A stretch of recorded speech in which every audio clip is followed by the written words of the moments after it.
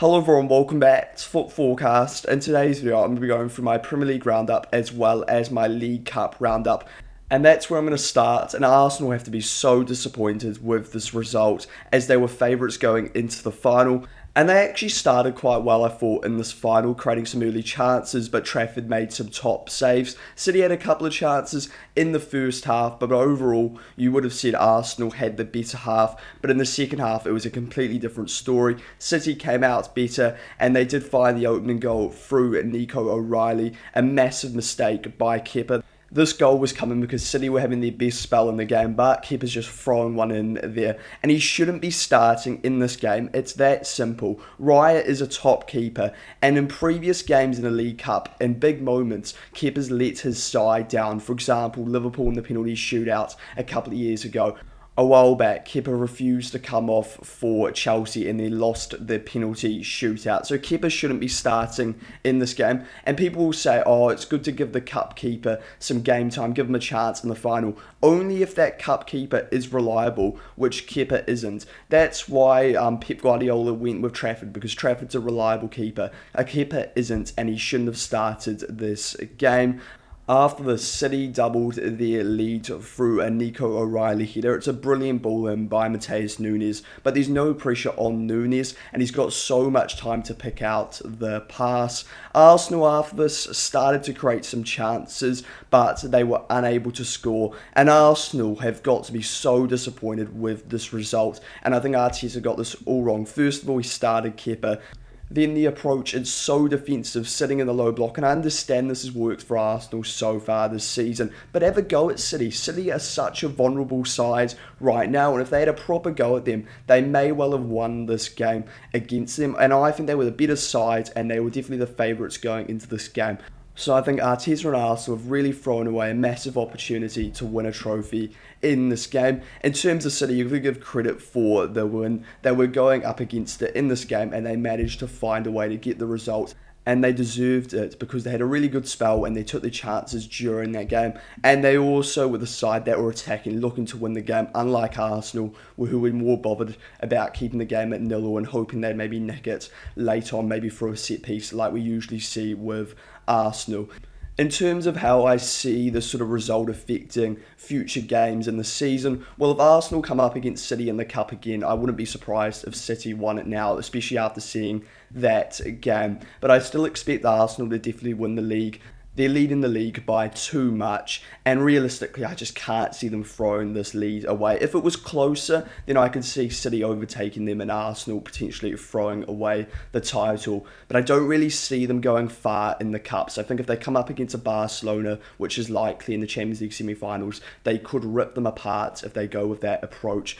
Because at the end of the day, I think the side that takes a more attacking approach is more likely to go through in that game. So then we're on to the league games. And the first game I'm going to start with was Newcastle at home to Sunderland. What a win this was for Sunderland in the Tyne-Wear Derby, despite being away from home and having quite a few injuries in this game. But it didn't start so well for Sunderland. Luke O'Nien gifting Newcastle a goal. It's a good finish by Gordon.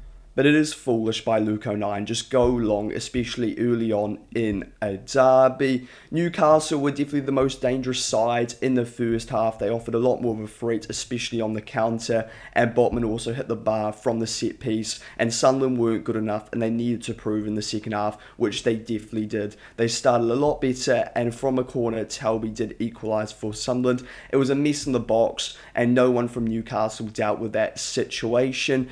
Newcastle thought they had made it 2-1 in this game through Malik Chow from a corner, but it was disallowed because of a foul and interfering in an offside position. I think that's the correct call in my opinion. I think it's clear that he was interfering with Ellsberg in goal. Sunderland then went up the other end in the final moments of regular time and scored through Brian Brobby. The movement for the goal was excellent and he had a top game. His hold-up play is absolutely quality. It's perfect for a side like Sunderland that rely on that sort of play. And huge credit to Sunderland and Reggie Blibreeze because they were nowhere near good enough in the first half, but they were a completely different side in the second half. For Newcastle, it's looking like a terrible season for them. They're out of all cups and they've lost the derby twice now. And you've got to think that Eddie Howe is under a lot of pressure at Newcastle. My opinion on Howe, I wouldn't be surprised if Howe maybe dragged Newcastle back into the Champions League next season, because we've seen him do that when they don't have sort of multiple games a week.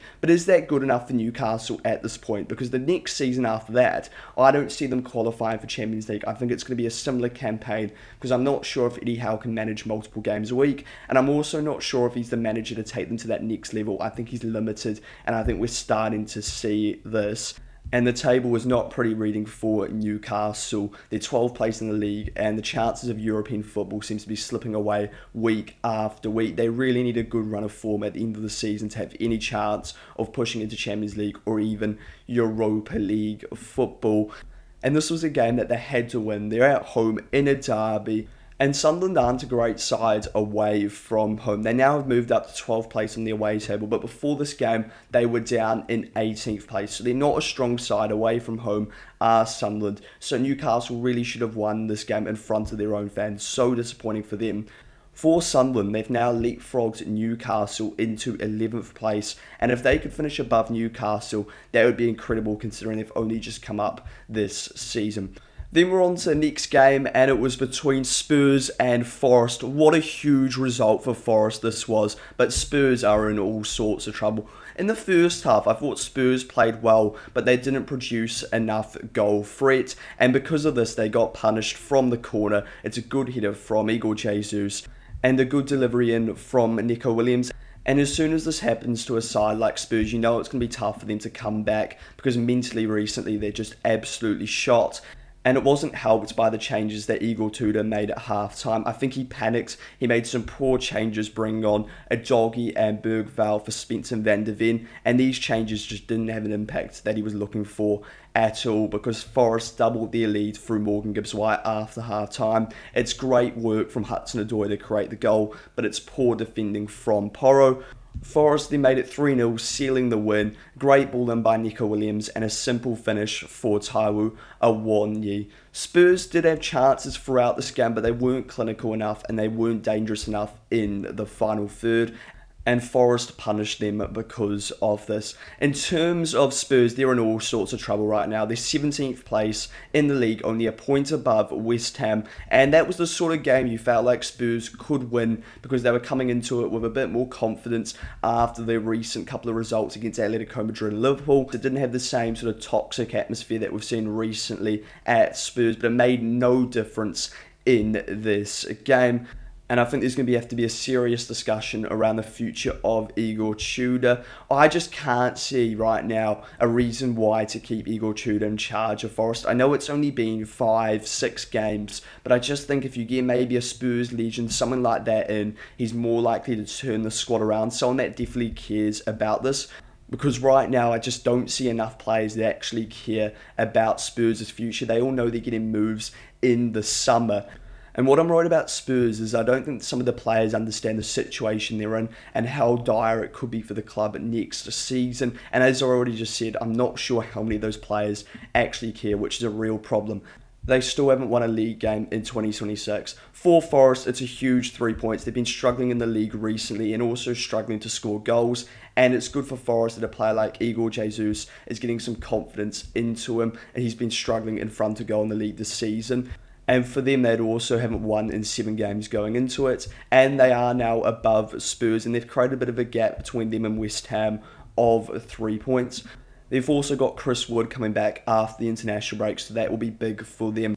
Then we're on to the next game I'm going to discuss, and that is between Bournemouth and Manchester United. This was on the Friday night. This was a very good game, this, between Bournemouth and United. In the first half, I thought United were on top. They had some big chances, but Petrovic made some good saves. The Bruno Fernandes save was the best. Bournemouth did offer a threat, however, but it was just mainly on the counter, but neither side could go 1-0 up in this game. In the second half, this did change, however, and it was through a penalty, which of course Bruno converted. It's a clear penalty. It's a poor decision to pull the shirt from Jimenez, but I'm not going to be too harsh on him because I think he's been a very good player for Bournemouth this season. But Bournemouth did respond to the setback through a Ryan Christie equaliser. Great work on the counter. But this was controversial because Ahmad went down for a pen, but it wasn't given. In my opinion, this is a pen, but it is still a bit soft. And it definitely doesn't need a complaint to PG Moel from Manchester United. I wish people just grew up a bit and understood every decision isn't going to be perfect, and at times it will go against you, like in this case. United did, however, go back in front in this game almost immediately through an own goal. Good ball by Bruno, and it resulted in Hill putting it past his own keeper. All these goals happened about 10 minutes after half-time. But the game changed once again for two reasons for me. The first one being Alex Scott starting to control that midfield, who I thought was excellent for Bournemouth, especially in that last 30 minutes. And then Maguire being sent off. For me, this is definitely a foul, which means it's a pen, and it's a red because there's a clear denial of a goal-scoring opportunity as there's no attempt to play the ball. If Maguire slid in and basically takes out Evan Nielsen, I'm pretty sure this would only be given as a yellow because that's considered attempt to play at the ball. Krupi then converted the penalty to make it 2-2. After this, United played well and they managed to get a point away at Bournemouth, which is a decent result considering they had 10 men. I think they'll still be frustrated, and United are clearly annoyed with the decisions. In terms of the table, United are in third place. They've got a good gap now on Liverpool of 6 points, and they've actually increased the gap, and it's the same with Chelsea because they both lost this weekend. I'm confident United will get into the top four. They've only got one game a week, and they're playing a lot better than Chelsea and Liverpool right now. In terms of Bournemouth, they're 13th place in the Premier League. It's decent, but what's frustrating is the fact they've drawn their last 5 games and they just can't convert these into wins. If they did this, and let's say they converted 3 of those draws into wins, which isn't unrealistic, then Bournemouth would be in the top 7 in the Premier League, so in a European position, which would be incredible for them. They've still had a good season, but it potentially could have been better because they also had a real poor spell sort of midway through the season. Then we're on to the next game, which is between Brighton and Liverpool, and it's another poor result in the league for Liverpool with no Alisson and Mo Salah for this game. In the first half, I thought Liverpool were actually fine. They started the better, but it was Brighton who 1-0 up through Danny Welbeck. Great header across the face from Diego Gomez to find him. Kirkes then made it 1-0. It's actually a good finish, but it's so poor from Dunk. He needs to know that Kirkes is behind him. Overall, I felt Liverpool deserved that equaliser despite it being lucky because they were the better side in the first half. But in the second half, Liverpool imploded in this game. They were so poor. Liverpool were just trying to hold on in this game, and eventually Welbeck scored. Great initial ball in from Minte, and Hinshelwood squared it to Welbeck. It was very close to being offside, but it wasn't, and Liverpool just need to stop the initial cross and play better. There's no point complaining at that decision and VAR because they weren't good enough in this game. Brighton continued to have chances, but Mamadashvili kept Liverpool in the game. But this didn't matter because Liverpool couldn't go up the other end and score. Once again, for the 27th time this season, Liverpool are being outworked by the opposition in the league. This time, Milner, the 40-year-old, covered more ground than the Liverpool midfield on average. That's absolutely ridiculous. And all of Liverpool's hopes in that game was basically when Rio came on, hoping he would create something. A 17-year-old. Liverpool was so bad across the board in this game. And I think we've got to discuss the future of Arne Slot at Liverpool. Realistically, I think he's going at the end of the season, and I think this is the correct decision. I'm actually going to do a video around this in the coming weeks and what manager would I select next for Liverpool, but I think he has to go. There's just no evidence that Liverpool are improving as a side. In fact, it's getting worse. And it's astonishing how bad Liverpool are considering the quality in that squad. They are still, though, in 5th place, but that's mainly because of how poor the sides around them are, like Chelsea. Liverpool should be nowhere near 5th place in the league this season. Looking at Brighton, they're starting to put some form together. They've won 4 out of their last 5. This is what you get with a side like Brighton, very similar to a Bournemouth. They have a really good spell, but then after this, they often have a poor spell. So then we're on to the next game, which is between Everton and Chelsea. What a win for Everton, but such a poor result for Chelsea. In the opening 30 minutes, it wasn't great. Sanchez made a massive mistake, but Beto couldn't punish him. But he made up for this with a brilliant chip past Sanchez. What a ball by James Garner. After this, Chelsea had some chances, but they were unable to score. Pickford made a great stop. After this, Beto then made it 2-0, a very average finish, and Sanchez made a massive mistake. This is the problem with Sanchez. He has the ability to make these poor mistakes, and when he has a bad game, it's a really bad game. It's often sort of one game out of every 10, but that's why he's not an elite keeper, because he's not reliable, and that's why Chelsea need to explore the market in the summer for a new keeper, in my opinion. Njai then made it 3. Sanchez had no chance this time. What a finish. It's a great flick on by Beto to find him. This is what Beto's like. Every now and then he has a great performance, but he's just not consistent enough. And the one guarantee you at least get with Beto is he does work hard. For Chelsea, this is a shocking result. 4 losses in a row in all competitions, and there's a lot of pressure now on Rafinha, who just isn't good enough. Let's just be honest about it. Liam Rafinha is not good enough to be a Chelsea manager. He was only appointed because he's a yes man. It's really that simple. Rafinha is nowhere near good enough to be a Chelsea manager. He's at best a lower level Premier League manager and more like a Championship manager. In terms of the table, Chelsea are now in 6th place and they're a point behind Liverpool. Right now, I don't think Chelsea are going to get Champions League football if it is top 5. I think Liverpool will, based off the fixtures. Chelsea's upcoming fixtures are absolutely terrible. If they don't get top 5, then he should be sacked. I think he should be sacked either way, but I think as long as he doesn't call out the owners or say anything stupid, he will remain as Chelsea manager, because that is how the club's currently being run.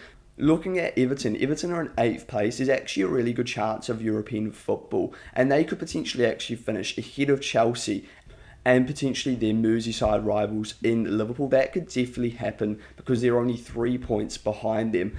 And with how Liverpool are playing right now, it's hard to see them picking up a lot of points. As well as this, Everton actually play Liverpool at the Hill Dickinson later in the season. And right now, I would probably go with an Everton win over Liverpool because Liverpool is so poor right now. So then we're on to the next game, which is between Aston Villa and West Ham. This is an important win for Villa, who have been struggling recently. Villa scored early in this game from a training ground set piece, and it was a composed finish from John McGinn. So important that Villa got the opening goal because they've been struggling to break down low blocks recently, which West Ham were set up in under Nuno, as you expect.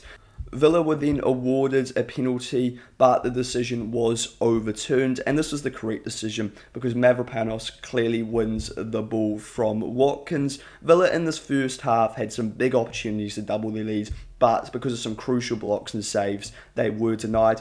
But they really should have been 2-0 up, but they weren't to be denied in the second half. Ollie Watkins making it 2. It's poor from Hermansen, and in my opinion, he needs to deal with this better.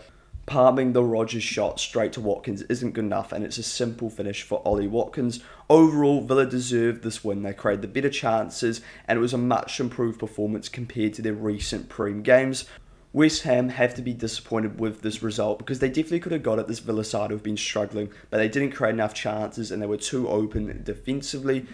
In terms of the table, West Ham are a point behind Spurs. I think West Ham can definitely start because I look at Spurs and Spurs look lost of ideas and the confidence is absolutely shot compared to a side like West Ham who are showing a lot of fight, and they've definitely improved a lot recently under Nuno. So right now I think West Ham can definitely finish above Spurs and stay in the division. They could still even finish above a Forest or a Leeds United. Looking at Aston Villa, this is a good win for them. They're now 5 points clear of Liverpool and 6 points clear of Chelsea. I think Villa will finish in 4th place because I look at Liverpool and Chelsea and I can't see them winning enough games to go ahead of them. I don't think Villa even have to be that good for the rest of the season to finish in 4th place. I'm also unsure if it's really going to matter because I think Villa will win the Europa League, which would be a great season for Aston Villa. Then we're on to the next game, which is between Leeds and Brentford. I'm going to go through this game really quickly because this was such a poor game. In the first half, there was little to no chances created. Leeds did have more chances, but neither side did enough to go 1-0 up, and this theme continued in the second half. Once again, Leeds were the more threatening side, but I never felt like Leeds were going to score, and this has been a problem recently. They haven't scored in 3 Prem games, but you have to credit the 2 defences who are very good in this game, especially that back 3 of Brentford. In terms of the table, Leeds are currently in 15th place in the Prem, and they're 3 points above the relegation zone. The problem for Leeds is converting draws into wins. If they did this, then they'd be easily safe, but they haven't done that enough this season. I think Leeds should be alright because they're the only sort of side in the bottom that are sort of continuously picking up points, and all it takes is a couple more wins and they would be safe. Looking at Brentford, they remain 7th place in the Premier League, but they're now level on points of Everton in 8th place. But if they look ahead, they're only 3 points behind Liverpool and 2 points behind Chelsea. There is a chance that Brentford could finish in the Champions League positions, which would be incredible if that happens. But most likely it won't. So then we're on to the final game, which is between Fulham and Burnley. This is a good win for Fulham in this game, who needed it after a couple of poor results, especially after going out of the Cup to Southampton. In the first half, it was pretty even. Both sides had some decent chances.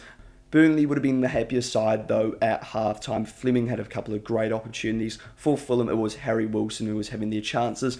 After halftime, Fulham were the much better side, and they had some massive chances. They really should have gone 1-0 up, but Dubravka made some good saves. But it was actually Burnley who went 1-0 up. A good finish from Fleming. Leno had no chance after a great ball in from Lau Foster. Fulham, however, found the equaliser in this game. It's a bit fortunate for Josh King, because Dubravka comes out and he makes a meal of it. But it was a really good initial ball into the box from Sanderberg.